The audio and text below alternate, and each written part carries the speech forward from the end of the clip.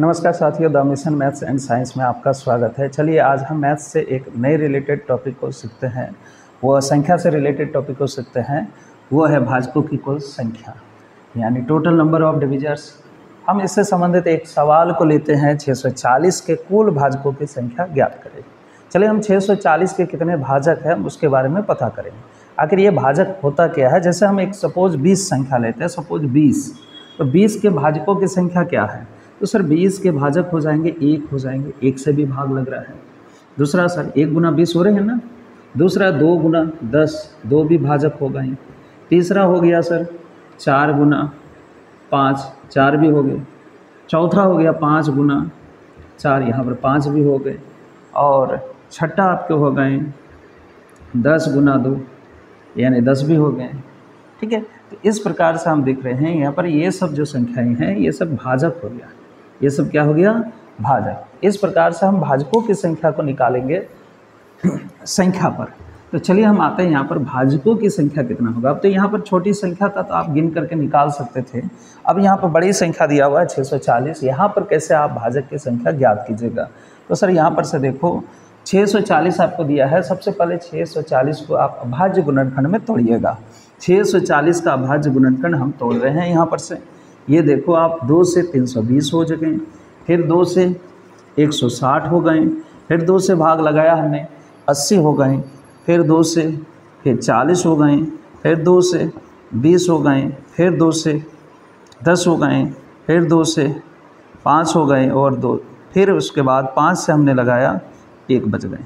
यानी 2 1 2 3 4 5 6 7 बार हमारे पास 2 आया। तो चलिए यहाँ पर से 640 का अभाज्य गुणनखंड हम लिखते हैं।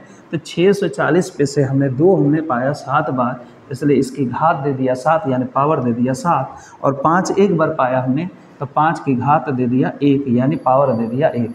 तो हम यहाँ पर से देख रहे हैं इसके घातांक जो है 7 और 1 है। तो हमें कुल भाजकों की संख्या निकालना है। तो कुल भाजकों की संख्या आप क्या कीजिएगा? कुल भाजकों की संख्या निकालने के लिए इसके जो पावर है, इसके जो क्या है पावर है, पावर यानी घातांक जो है उसमें अपने मन से 1 प्लस करके आपस में गुना कर देना है। आपको 2 पर पावर 7 था यहाँ पर, तो पावर है आपके पास 7, घातांक है 7, 7 में 1 जोड़ देना है। और गुना में सर 5 पे पावर 1 है, यानी 1 पे 1 जोड़ देना है। आपको यहाँ पर 8 गुना में आ रहा है आपके पास 2, 8 दूनी 16, यानी कुल भाजकों की संख्या कितना हो गया? 16। चलिए हम एक दूसरी संख्या लेते हैं। सपोज आपके पास 890 है। क्वेश्चन लेते हैं 890 के कुल भाजकों की संख्या। कुल भाजकों की संख्या ये आपको ज्ञात करने के लिए कहा जा रहा है। चलिए 890 का सबसे पहले हम क्या करेंगे? अभाज्य गुणनखंड करेंगे।